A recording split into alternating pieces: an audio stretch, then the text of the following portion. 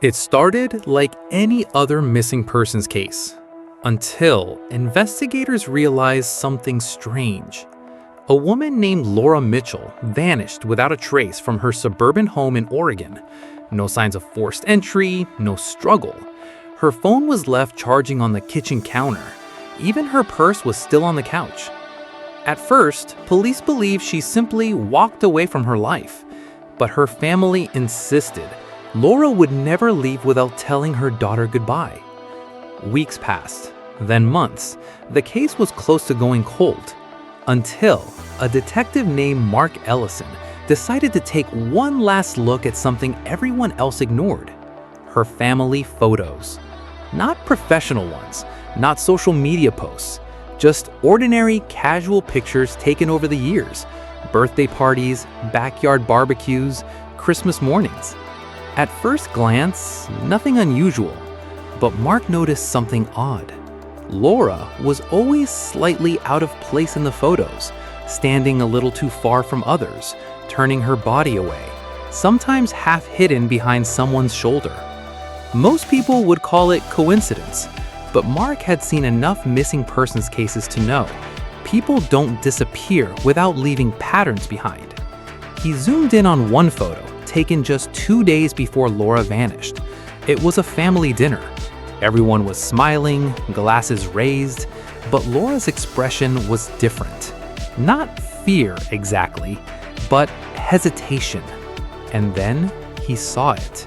Reflected in the glass cabinet behind her was something that didn't match the scene.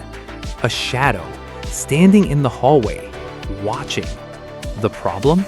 No one remembered anyone being there. Mark pulled every photo from the last 6 months. That's when the pattern became chilling. In nearly every image, the same faint reflection appeared, sometimes clearer, sometimes barely visible, but always present. Someone had been inside the home long before Laura disappeared, and no one noticed. The investigation reopened immediately.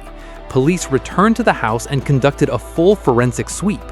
Behind a loose panel in the basement wall, they found something disturbing: hidden surveillance equipment, tiny cameras, recording devices, all aimed at the living spaces. Someone had been watching Laura for months.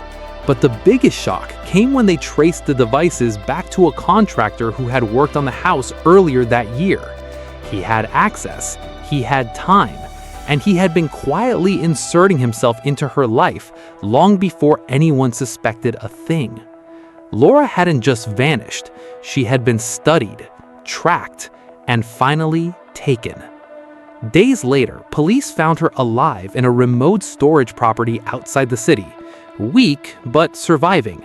The case made national headlines, not because of how she disappeared, but because the clues were hiding in plain sight the entire time. Every family photo, every smile, every moment that seemed normal was quietly telling the truth. And the most terrifying part? No one noticed until it was almost too late.